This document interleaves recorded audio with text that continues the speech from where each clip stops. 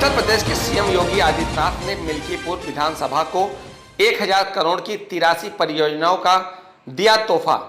उत्तर प्रदेश के मुख्यमंत्री योगी आदित्यनाथ ने विधानसभा मिल्कीपुर आगमन पर 273 विधानसभा मिल्कीपुर में जनसभा को संबोधित करते हुए कहा कि जितना विकास भाजपा की सरकार में हुआ है उतना विकास किसी भी पार्टी के सरकार में नहीं हुआ। भाजपा विकास के कार्यों को हर गांव हर गरीब तक पहुंचाने का कार्य करती है।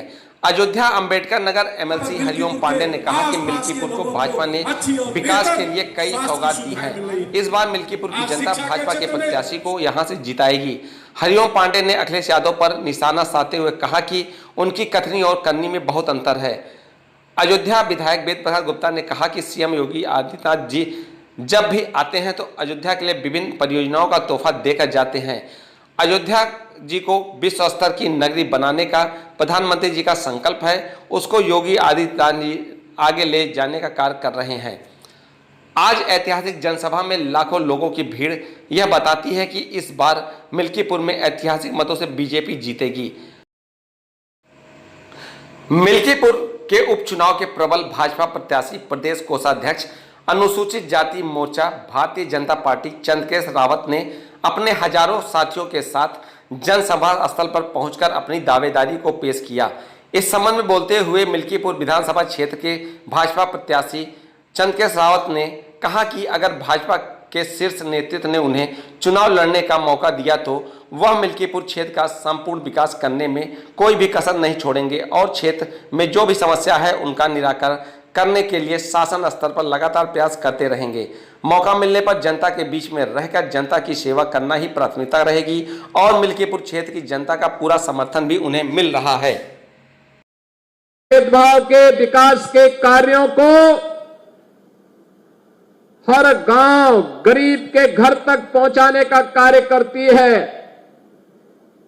गरीब कल्याणकारी योजनाओं को बिना भेदभाव के हर गरीब तक, हर किसान तक, हर नौजवान और हर महिला तक पहुंचा करके उनके चेहरे पर खुशहाली लाने का कार्य करती है। और भारतीय जनता पार्टी ने प्रधानमंत्री मोदी जी के विजन के अनुरूप उनके नेतृत्व में पिछले 10 वर्षों के अंदर विकास के इन कार्यों को इसी द्रुत गति से आगे बढ़ाने का कार्य किया है। बहनों और भाइयों, उत्तर प्रदेश हमारे यशस्वी मुख्यमंत्री जी ने अयोध्या के नाम पर पहले भी दिया था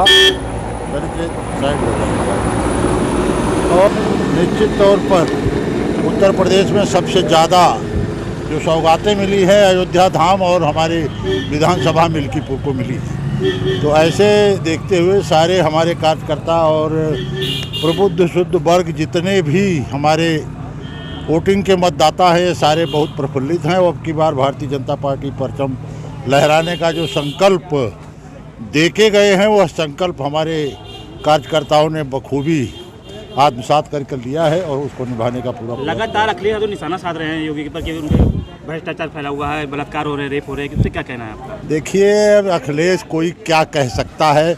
अखिलेश की करनी और कथनी और करनी में कितना अंतर है यह प्रकृति जानती है, कोई छिपा नहीं है। प्रकृति जानती है कि उनकी सरकार जब जब रहती थी तो नर नारी आतंक और भूमाफियाओं का ही बोलबाला रहता था। उस बोलबाला को ख़त्म कर दिया गया। यह उनकी कटुता और उनकी सोच की विचारधारा जो बहुत ही नीचे चली गई है, इससे अब क्या कहा जाए उनको। वो तो यहाँ के जो सांसद जीत गए हैं अवधेश को कहते हैं कि ये यहाँ के राजा और महाराजा हैं। बताइए कितनी बड़ी अतिशयोक्ति और कितना बड़ा वो अयोध्या का राजा महाराजा श्री राम हो सकता है। ये कहाँ से हो सकते हैं, इसकी जितनी निंदा की जाए कम है। आज मिल्कीपुर में माननीय यशस्वी मुख्यमंत्री योगी आदित्यनाथ जी ने 1000 करोड़ की विकास परियोजनाओं का शिलान्यास और लोकार्पण किया है। वो अयोध्या जनपद की सब योजनाएं हैं, विशेष रूप से मिल्कीपुर की भी। माननीय मुख्यमंत्री जी हमेशा जब भी आते हैं अयोध्या के लिए, जनपद के लिए विभिन्न योजनाओं का उपहार हमेशा देते हैं। और इसको विश्व स्तरीय नगरी बनाने का जो प्रधानमंत्री नरेंद्र मोदी जी का संकल्प है, अयोध्या को माननीय मुख्यमंत्री जी उसको सिद्धि तक ले जाने का काम कर रहे हैं। आज की इस ऐतिहासिक जनसभा में, जिसमें 50,000 की संख्या में लोग मौजूद थे, सबने इस बात को आश्वस्त किया माननीय मुख्यमंत्री जी को कि इस बार मिल्कीपुर विधानसभा से ऐतिहासिक मतों से भारतीय जनता पार्टी की प्रत्याशी को जिताने का काम करेंगे और निश्चित रूप से मिल्कीपुर का जो विकास होना है उस दिशा में माननीय मुख्यमंत्री जी संकल्पित हैं। मिल्कीपुर भी इस जिले की एक सबसे सुंदरतम स्थान और विकास का जो काम है वो होगा, क्योंकि पिछले समय में मिल्कीपुर में विकास नहीं हो पाया। कहीं ना कहीं जो लोग थे यहाँ पर, उन लोगों ने, विरोधियों ने कोई रुचि नहीं ली, लेकिन अब मुझे लगता है कि मिल्कीपुर की विकास की गाथा शुरू होने वाली है।